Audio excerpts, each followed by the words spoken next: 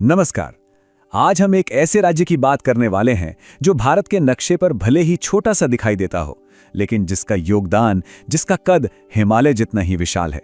जी हां, ये कहानी है उत्तराखंड की, एक ऐसी धरती जिसने भारत को हमेशा ताकत दी है। जब हम भारत के नक्शे को देखते हैं तो उत्तराखंड पहली नजर में कैसा लगता है?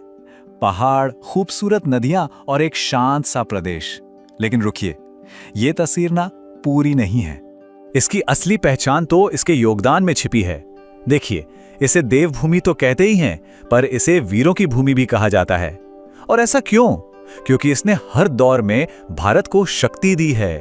तो चलिए इस कहानी की शुरुआत करते हैं आजादी की लड़ाई के उस दौर से, जब पूरा देश जाग रहा था और इन पहाड़ों से भी गुलामी के खिलाफ एक बहुत बुलंद आवाज उठी थी। सोचिए, इसी धरती से गोविंद बल्लभ पंत जैसे महान नेता निकले जो आजादी के बाद देश के गृह मंत्री बने। यहीं से चंद्र सिंह गढ़वाली जैसे सैनिक आए जिनका साहस आज भी एक मिसाल है। और यहीं पर श्रीदेव सुमन ने देश के लिए अपना सब कुछ बलिदान कर दिया। अब इनमें से एक कहानी है चंद्र सिंह गढ़वाली की, और ये कहानी एक ऐसे पल की है जिसे हम सबको जानना चाहिए। बात है साल 1930 की। जगह थी पेशावर। एक ब्रिटिश अफसर ने उन्हें हुक्म दिया कि निहत्थे प्रदर्शनकारियों पर गोली चला दो, लेकिन उस एक पल में उन्होंने फौजी हुक्म की जगह इंसानियत को चुना और अपने ही देशवासियों पर गोली चलाने से साफ इनकार कर दिया। उनका ये एक फैसला साहस और सही गलत की पहचान की एक अमर कहानी बन गया। और फिर एक और नाम है श्रीदेव सुमन का। उन्होंने टेहरी रियासत में हो रहे अन्याय के खिलाफ आवाज उठाई। नतीजा, उन्हें जेल में डाल दिया गया, लेकिन वो टूटे नहीं, झुके नहीं। 84 दिनों की एक ऐतिहासिक भूख हड़ताल के बाद वो देश के लिए शहीद हो गए। उनका ये बलिदान हमें आज भी याद दिलाता है कि आजादी की कीमत क्या होती है। आजादी की लड़ाई तो एक अध्याय था, लेकिन उत्तराखंड के वीरों की कहानी यहीं नहीं रुकी। इसके बाद भी जब जब देश पर कोई संकट आया, यहाँ के बेटे बेटियां हमेशा सबसे आगे खड़े मिले। जरा देखिए, ये वीरता की विरासत कितनी लंबी और अटूट है। पहले विश्व युद्ध में दरबान सिंह नेगी और गबर सिंह नेगी को उस वक्त का सबसे बड़ा सम्मान विक्टोरिया क्रॉस मिला। 1947 में आजाद भारत के पहले परमवीर चक्र विजेता मेजर सोमनाथ शर्मा यहीं से थे।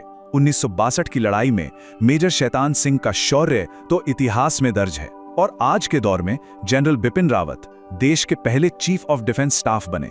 मतलब पीढ़ी दर पीढ़ी ये धरती देश को नायक देती रही है। लेकिन एक मिनट, ये कहानी सिर्फ सरहदों की नहीं है।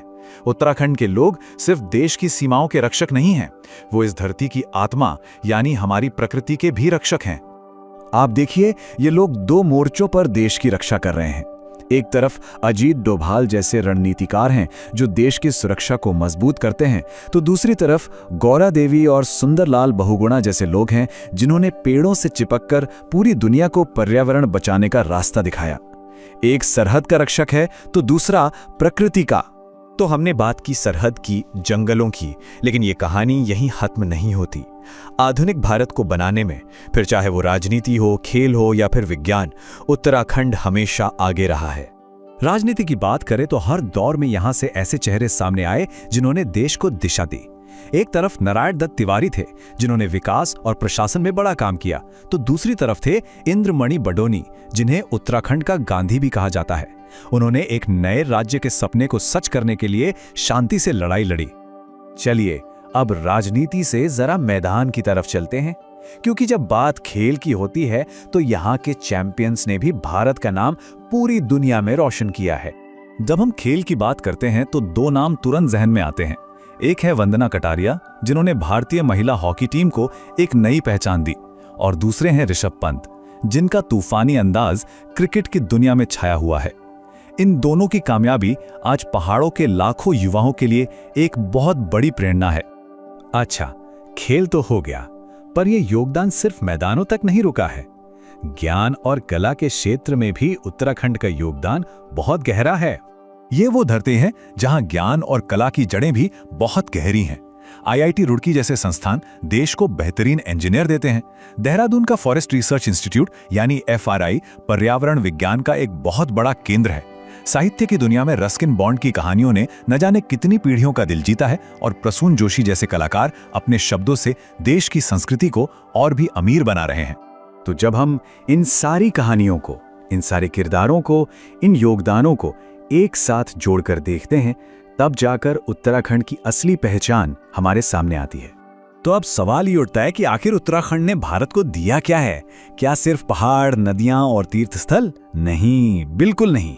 इसने भारत को नेतृत्व दिया, सरहद पर लड़ने वाले जाबाज दिए और देश के लिए जान देने वाले शहीद दिए। इसने सोचने वाले विचारक दिए, मैदान पर जीतने वाले खिलाड़ी दिए और इस धरती को बचाने वाले रक्षक दिए। और इन सबसे बढ़कर इसने देशभक्ति की एक ऐसी मिसाल दी है जो हमेशा जिंदा रहेगी।